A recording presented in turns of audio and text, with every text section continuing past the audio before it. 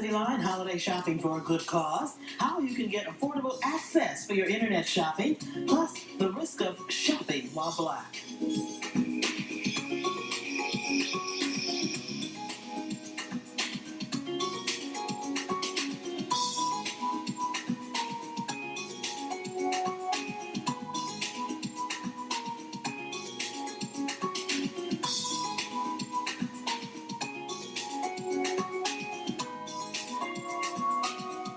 Welcome to City Line.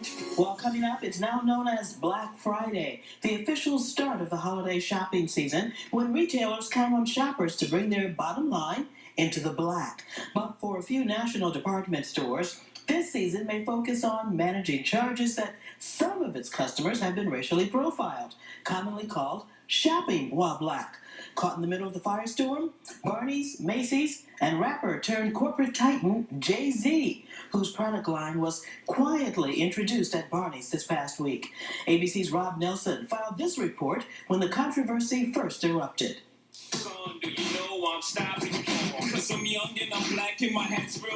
Quite possibly the most well-known lyrics in Jay-Z's career, 99 Problems, is hitting close to home for a few others. All I kept hearing was, it's a fake card, you're going to jail. Overnight, Rob Brown, the actor best known for his roles in Finding Forrester and the hit HBO series Treme, is speaking out, saying he was racially profiled by a New York department store. The Don John star is suing Macy's and the New York Police Department. The suit alleges workers for the store alerted police after Brown paid for an expensive watch, accusing the actor of fraud. I have so much ID on me.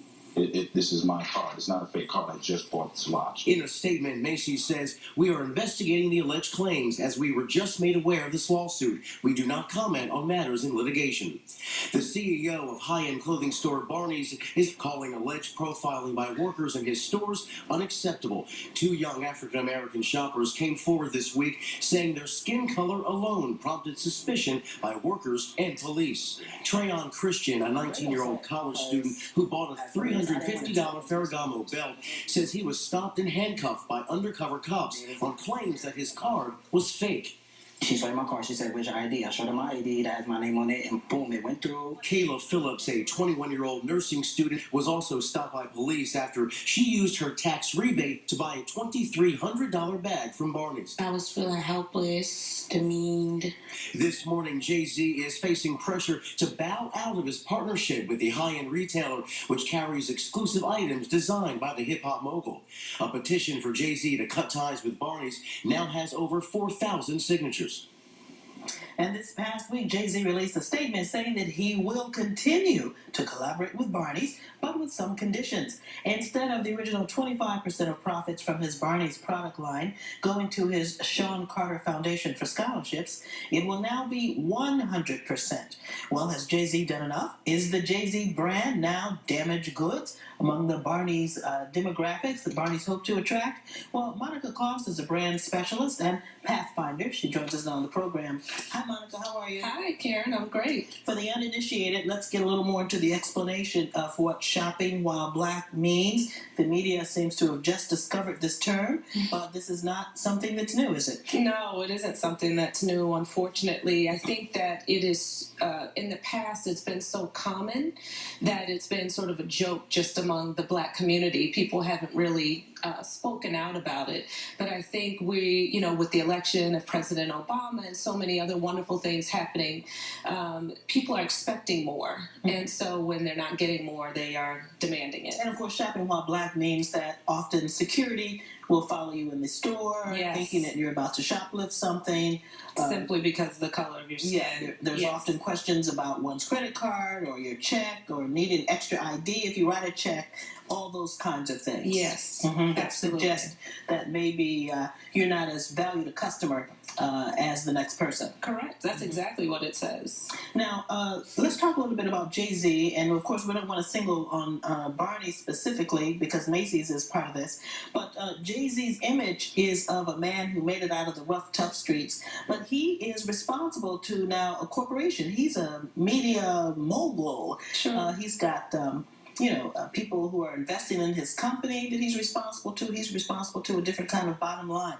There's kind of a juxtaposition between his thug life image and this other image that he is now as a businessman. And P. Diddy faces the same kind of thing because, of course, he has a product line at Macy's. What do you think about all this? Well, it's interesting because I think that we can't expect that people are going to change their value system with more responsibility. The larger they grow, does it mean, Jay Z's been singing about getting money and having bling and flying in airplanes, and my money's longer than yours, and if you have short money, don't come, you can't hang out with me. And so he's let us know for a very long time that he values material things and that he values money. So for him to make a deal that is around money, regardless of the fact that it's, going to his foundation. Or a deal to give up money. He's not going to give up the money. Correct. Right. Correct. Exactly. Well, he's getting it, right? Mm-hmm. To give to his foundation, but not giving it up for his foundation. But I guess, I don't know, it is surprising, but on the other hand, it's not really that different than how his brand has always been aligned. I just don't. Some people say when you know better, you do better, or that when you grow into a corporation or you bigger and better things are happening, that you change some of your ways, but I really... It's not far from who he is. Mm-hmm. And, he does talk a lot about Mercedes and Gucci and other high-end labels in a lot of his songs. So he's kind of selling this luxury lifestyle. But the people who he's selling the luxury lifestyle to and the records can't necessarily afford it. That's correct. And I think we have to do a better job at the balance, and preparing our children and the young people for what it is exactly that they value. Because we're given the values through the media, Jay Z and he's not alone, but through other media outlets. And so that what the children think, or the youth think that they want, it's not actually what comes from their core. It's what they've been told is important and what gets you attention and what gets you these various titles of success and wealth and so forth. So you're spending your money on $2,500 bags or $350 belts. Yes. Instead of... With the same dream of wanting to retire at 40, mm-hmm. right? The two of those don't go together. And so how do you really choose your vision? And then what sorts of things can you do? Because Jay Z didn't start out being able to get a flight on a private jet or buy any of the things that he had. Mm-hmm. But it appears that he did a decent job on the way up of understanding that there's some sacrifice while he's on his way up. And I think that's the part of the story that's missing. And of course, in this capitalist world, there's only going to be a few Jay-Z's, a few Sean Diddy Combs. I mean, everybody's not going to make it to the top in that way. Sure, and not in those industries. Mm-hmm. Again, I go back to if we could live our individual lives, then I do believe that we would be able to make it to the top of our game and what it is that we bring to the table. What's unfortunate is that we're chasing other people's dreams, mm-hmm. right? And we want the same labels and the same attention that they get when that's not really what's for us. Now, Andre Leon Talley, who's the former editor-at-large for Vogue and an African-American man himself, told the New York Times that any African-American, male or female, with any consciousness of what has happened would not go into Barney's right now. Now, what do you think of this statement? Do African-Americans as consumers have an ethical responsibility to make a statement at a store like Barney's? I think so. I mean, while Macy's and Barney's are large corporations, and so you can't, have that kind of control all the way down to the retail level, but at the same time, values flow down from the top.